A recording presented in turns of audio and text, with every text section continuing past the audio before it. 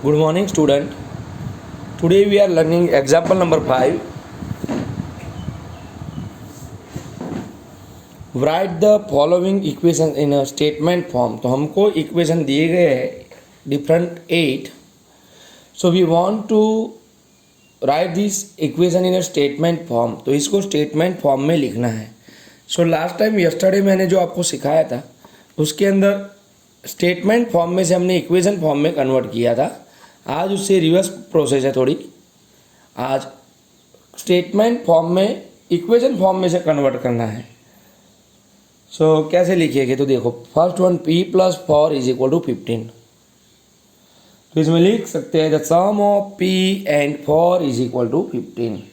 तो इसमें ऐसे लिखेंगे द सम ऑफ p एंड 4 इज 15. तो you can write in this the sum of p एंड 4. ये p और 4 का सम क्या है 15. As it is second number m minus 7 is equal to 3. तो 7 को सब्सट्रैक्ट किया है m में से, तो we can write here 7 is subtracted from m is 3. 7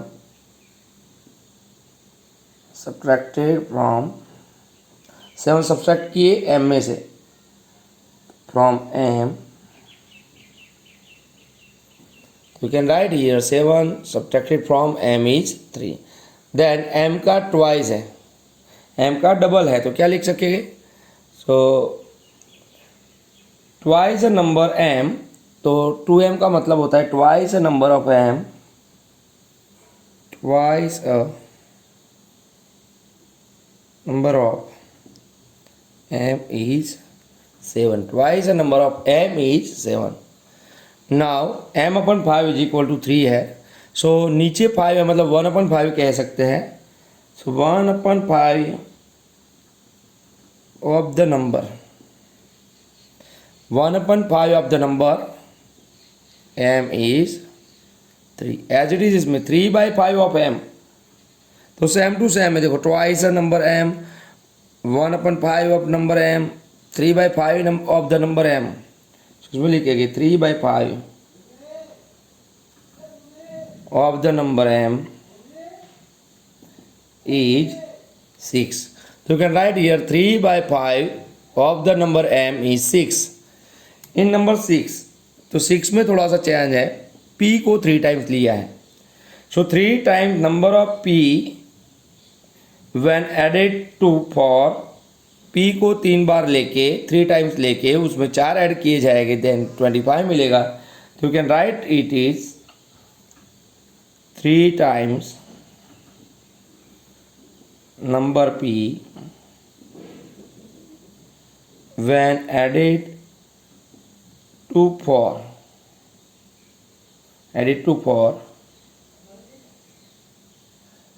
added to 4 gives 25. तो क्या लिख सकेंगे 3 टाइम्स नंबर p, तो 3 टाइम्स नंबर p हो गया. व्हेन एडेड टू 4, उसको 4 में 3 टाइम्स p को 4 में एडेड किया जाता है, तो जब ही when added to 4 it gives 25. Then next 2 को सब्सट्रैक्ट कर रहे हैं, तो we can write here 2 subtracted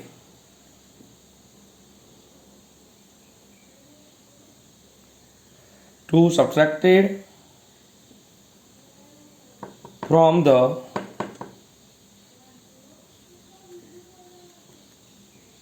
4 times of number 2 subtracted from the 4 times of number p. 2 को सब्ट्रैक्ट करते हैं 4 times of number p, subtracted from the 4 times of number p is 18. Two subtracted from the 4 times number p, 2 को subtract किया जाता है 4 times number p is 18. Then last one 2 added to, या तो ऐसे भी लिख सकते हैं add 2 to half a number of p, p के हाफ में 2 को ऐड करेंगे 8 मिलेगा. So add 2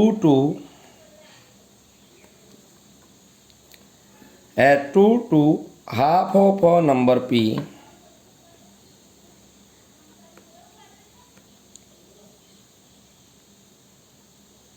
to get 8। तो 2 ऐड कर रहे हैं तो क्या लिखा, add two to half of a number P के हाफ में, या तो 1/2 ऑफ अ नंबर पी भी लिख सकते हो, half of a number P to get 8। तो ये 8 जो मैंने आपको समझाया ये आपको लिखने हैं। आगे भी मैं आपको थोड़ा समझा रहा हूँ, इक्वेशन बनाने हैं उसके अंदर, तो वो देखेंगे अब। Now next thing is example number 6, setup the equation in following cases. तो नीचे दिए गए केसेस में इक्वेशन को सेटअप करना है, तो समझते रहना है। इसमें ऐसा एग्जाम्पल आपके लिए बहुत ही इंपॉर्टेंट है, सिर्फ इक्वेशन बनाना है, बट देखो कैसे क्या करेंगे। सो फर्स्ट ऑफ ऑल हमको इसका मीनिंग समझना पड़ेगा। Irfan says that he has 7 marbles more than 5 time the marbles Parmit has. मतलब इरफान कह रहा है he has 7 marbles more than, Irfan के पास 7 मार्बल ज़्यादा है, 5 टाइम द मार्बल परमित है, तो परमित की मार्बल से 5 गुना से 7 ज़्यादा है। सो परमित मार्बल को हमको m लेना है, हमको क्वेश्चन में ही दिया गया है, तो हम लिखेंगे let the Parmit has m marble, Parmit has m marble. तो डायरेक्ट मैं इसमें इक्वेशन लिखा दे रहा हूँ, क्योंकि आगे भी एग्जांपल आएंगे जिसमें मैं थोड़ा डिटेल में लिखा होगा। इसमें सिर्फ सेटअप इक्वेशन ही बोला गया है, तो सिर्फ इक्वेशन हम लिख रहे हैं। So let the Parmit has m marble, Parmit के पास कितनी मार्बल है, m। और यहाँ पे क्या दिया गया है कि इरफान कह रहा है कि he has 7 marbles more than 5 time the marble Parmit है। तो परमित की मार्बल से, परमित की मार्बल क्या है, m है, उसे 5 गुना से 7 मार्बल ज़्यादा है, एंड टोटल मार्बल कितनी है, 37। तो our equation is 5m + 7 is equal to 37। 5m + 7 is equal to 37 हमारा इक्वेशन बनेगा। तो कैसे, इरफान की मार्बल से, मतलब परमित, इरफान की मार्बल जो है, परमित की मार्बल m से 5 गुना से 7 ज़्यादा है, 5 times more than 7 to 5 times. Understand. As it is second one, Lakshmi's father is 49 years old. Lakshmi के पिताजी 49 ईयर के हैं। He is 4 years older than 3 times Lakshmi's age. तो लक्ष्मी की एज के 3 टाइम से 4 ज़्यादा है, मतलब हम आंसर आएगा 3x + 4। यहाँ पे हमको y लेने का है, तो 3y + 4 इज इक्वल टू 49 आएगा। सो पहले हम ले लेते हैं, क्या लेना है, Lakshmi age be Y year. ही लेट, या तो सपोज भी लिख सकते हो आप, let Lakshmi's age be y years, therefore her father's age,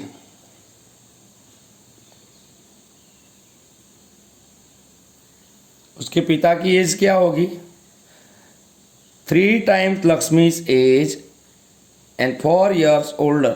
मतलब 3 टाइम्स लक्ष्मीज एज, तो लक्ष्मी की एज y है, तो 3y। तो 3 टाइम्स लक्ष्मीज एज, तो लक्ष्मी की एज जो y है उसे 3 गुना 3y हो जाएगा, एंड 4 ईयर्स ओल्डर मतलब 3y + 4। और हर फादर एज, उसकी ऑलरेडी पिता की एज दी गई है कितनी, Lakshmi father age is 49 years. So 49 is equal to 3y + 4। इसको सीधा लिख देंगे तो our equation is 3y + 4 is equal to 49। So ये हमको इक्वेशन मिल गया। Understand all of you. As it is third one, the teacher tells the class that the highest marks obtained by a student in her class is twice the lowest marks + 7। So teacher ने कहा class को कि the highest marks, मतलब highest marks जिसके भी आए हैं वो ट्वाइस द लोएस्ट मार्क्स + 7। तो क्लास में लोएस्ट मार्क्स के 2 गुना से 7 ज़्यादा है, and highest score is 87। So lowest score को L लेने का है यहाँ पे, तो हम L लेंगे। So let the lowest score is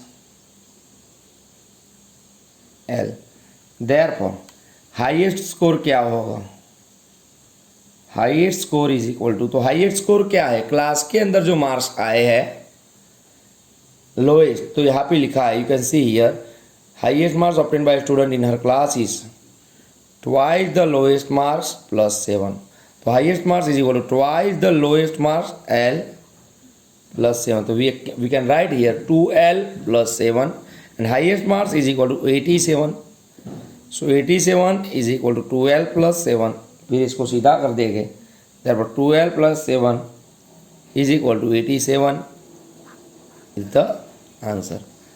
As it is last one हम देखेंगे, so last one थोड़ा सा awkward है जिसको मैं आपको फिगर से समझाऊंगा। तो देखो क्या है इसमें, इन आइसोस्केलस ट्राइंगल, तो आइसोस्केलस ट्राइंगल कैसा होता है, दो साइड इक्वल होती है आइसोस्केलस ट्राइंगल में। The vertex angle is twice either base angle, vertex angle जो है ये वर्टेक्स एंगल कहा जाता है, it is a vertex angle, vertex angle, और ये दो जो है बेस एंगल, ये दो जो है नीचे वाले दोनों क्या है, बेस एंगल है और ये वर्टेक्स एंगल है।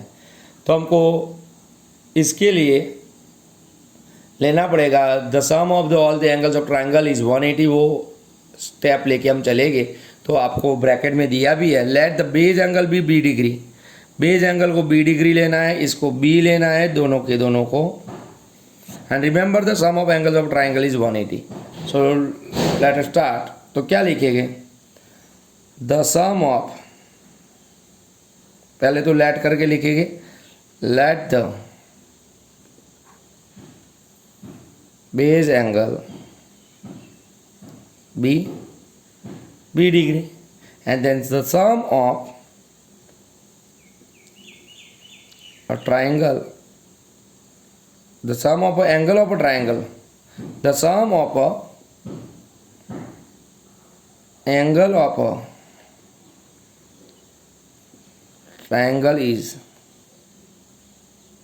180, therefore ये B है, ये B है,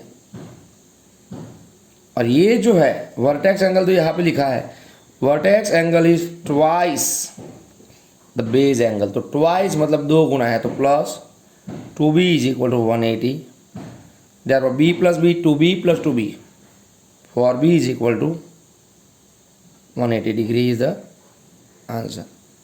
तो समझ में आ गए, इसमें देखना है बेस एंगल b है, ये भी b, ये भी b, हमको यहाँ दिया गया, let the base angle b b, सो b एंड b, और ये वर्टेक्स क्या है, वर्टेक्स एंगल इज ट्वाइस मतलब 2b, b से ट्वाइस 2b, तो 2b b और b 2b 3b 4b, तो 4b इज इक्वल टू 180। सो आज हम यहाँ तक देखेंगे। Okay, all of you, thank you.